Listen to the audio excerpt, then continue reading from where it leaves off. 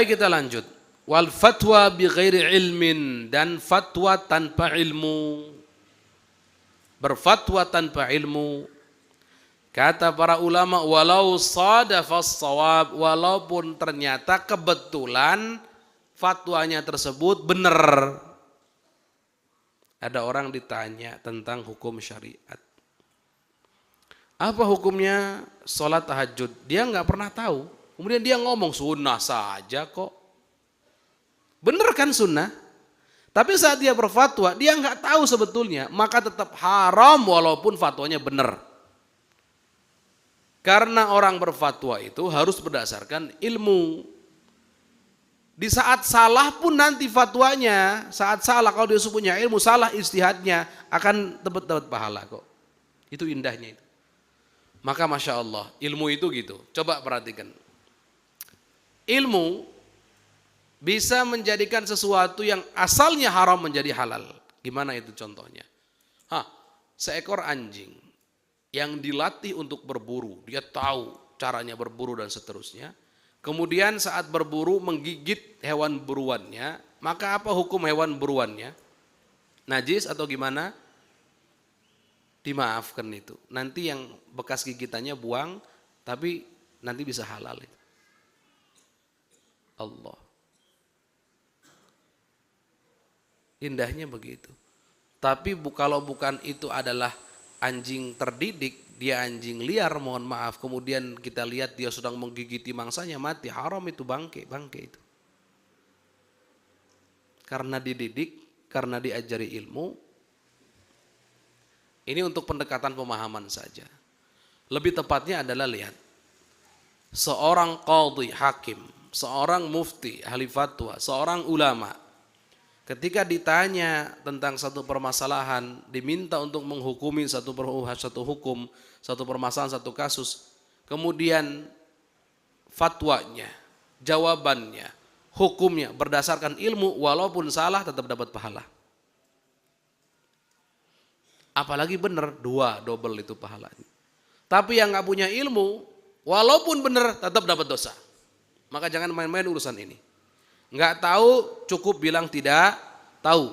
Tidak usah meraba-raba kemudian mengatakan A, B, C, barangkali benar. Enggak. Walaupun benar, kalau tidak punya ilmunya tetap dosa. Sehingga dikatakan ajra'ukum al-fatwa ajra'ukum 'alan nar, kata para ulama. Yang paling berani berfatwa, maka paling berani masuk neraka. Dan memang disayangkan, masa kita ini masa di mana akses informasi begitu terbuka.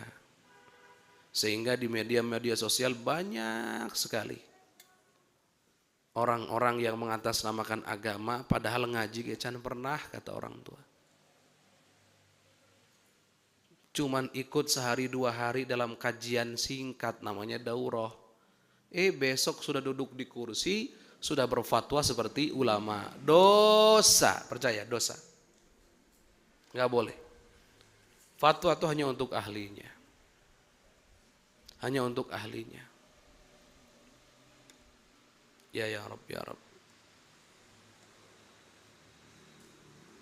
Sudah begitu, nyalah-nyalahkan orang lain lagi. Ulama anu salah. Karena yang benar begini. Tanya, kamu dari mana? Kata siapa? Itu kata Google, innalillahi. Itu kata guru saya. Lah gurunya juga nggak jelas siapa. Pernah ngaji di mana? You ngaji fikih sama siapa? Ulama-ulama ahlussunnah wal jamaah kalau ditanya, contohnya, kamu itu ngaji kitab Ushulul Taufik dari siapa? Maka bisa menjawab gurunya. Gurunya si A, dari mana? Si B, terus sampai pengarang kitabnya. Ngaji hadis Riyadhus Shalihin dari mana? Dari gurunya. Terus kata sampai selesai, sampai pengarang kitabnya, Imam Nawawi. Hadis ini, hadis itu, ada sanadnya, nggak sembarangan.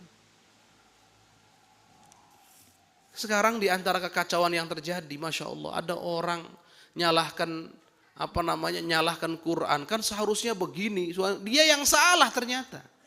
Nggak ngerti bahasa Arab. Na'udzubillah, tsumma na'udzubillah min dzalik. Kita nggak sebut, ada orang. Ya Allah, gak ngerti bahasa Arab sama sekali kok nyala-nyalahkan. Baik begitu ya, jadi fatwa ini gak sembarangan. Nah maka dari itu sama bapak-bapak ibu-ibu, ngaji juga gak sembarangan. Jangan asal ngaji itu, yang penting katanya Ustadz enak loh penyampaiannya, apalagi penuh dengan tawa dan canda. Oh kalau begitu nyari pelawak Anda, nyari hiburan Anda. Nggak begitu. Ngaji itu penuh dengan kekhusyuan. Hiburannya tetap ada, tapi tetap kekhusyuan, kehormatannya dijaga. Ini kami pertegas ya masalah ini. Karena faktanya begitu, kalau dia nggak punya ilmu, dia berfatwa dosa. Pertanyaannya, gimana itu para murid-muridnya kayak begitu itu?